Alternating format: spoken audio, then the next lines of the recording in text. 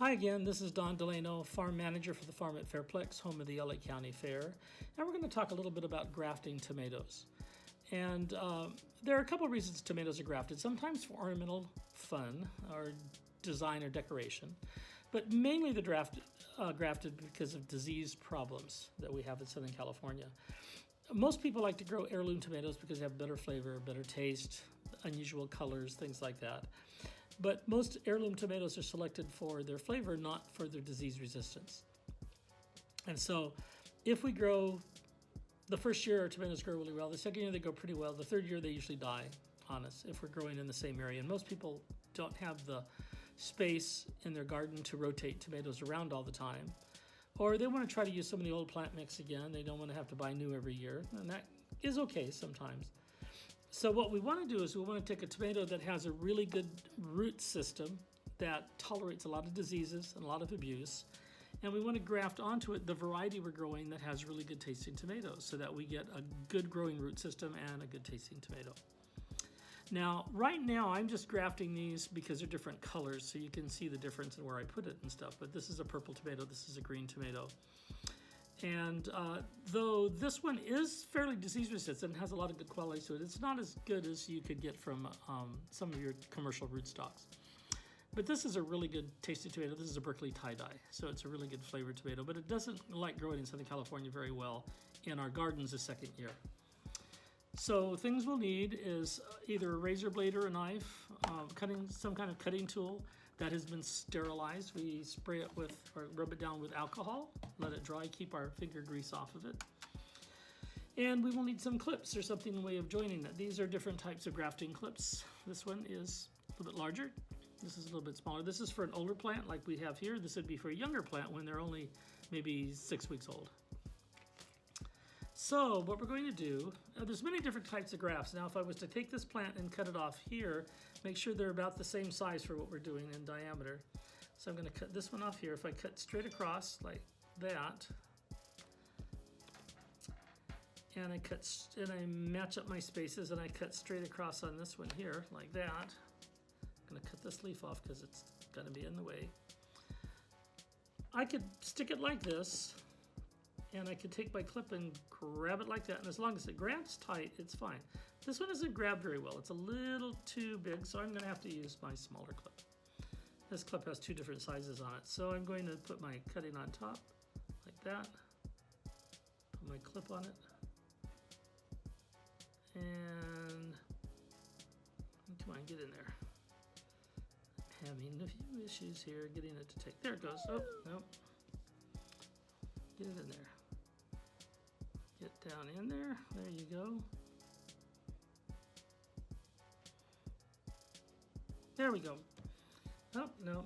The other clip's going to be better. This is not quite grabbing tight enough. There, there it goes. There's a good grab. So I've got it secured together. You have to get them tightly together or else they're not going to take. If they're loose, it's going to push it apart. But that allows this tomato to get just a little bit of surface area together. It gets that little bit there and that little bit there together. A better way to do it is to do a slice cut or a slight angle cut where I'm going to angle it down like this. So I'm going to carefully now, I'm going to cut like this. So you don't cut your finger. And I'm going to pull that little piece off. I'm going to cut it as a slice. And then I'm going to carefully set that so I don't contaminate it on the ground. Then I'm going to take this one and I'm going to slice it basically the same way I sliced that one up. Come on. There we go. So I have opened my, there we go, that's better. So I have a slice cut on this side, and you can see it better on this one because of the colors. And I've got a slice cut on this one. And this one, because it's going to be a little thicker, this clip will work really well for that. I'm going to put this tomato on that one, line up the slice cuts, and voila, clip it down. And there they are. They're together. There's my grafted tomato. Right like that. Now what's going to happen is, it's kind of like I was to cut my finger. If I got a finger cut and I pull it really tight together, within a day or so it heals back together, it joins together, and all my skin's happy and everything's fine. But if I got a really bad cut and held it open, didn't let it heal, I would get this really nasty sore and I would get all kinds of infections, and so it would be horrible. So that's why you get stitches, or they use that glue now on your finger. So on the plant here, I cut it. These tissues are going to grow back together there and form a bond, and then it's going to push nutrients up and down the plant. And it takes about 24 hours for that tissue to grow back together. Right now it's starting. And so what we want to do is keep from stressing the plant. We want to keep this from wilting or dehydrating, and this plant from getting stressed for water. So we've got nice moist soil here. This plant's nice and healthy. I could spray it with a little bit of water if I want to. And then what I would do is I would put this in some kind of chamber. I could put it down in a slightly larger pot. I could put it down in something like this, carefully, so I don't drop it too much. I could put just a little bit of water in there. A little bit of water in the plant. Haha, it likes it. Put a plastic bag over this, so I make a humid greenhouse. Then I want to put it in darkness for about 24 hours to 48 hours.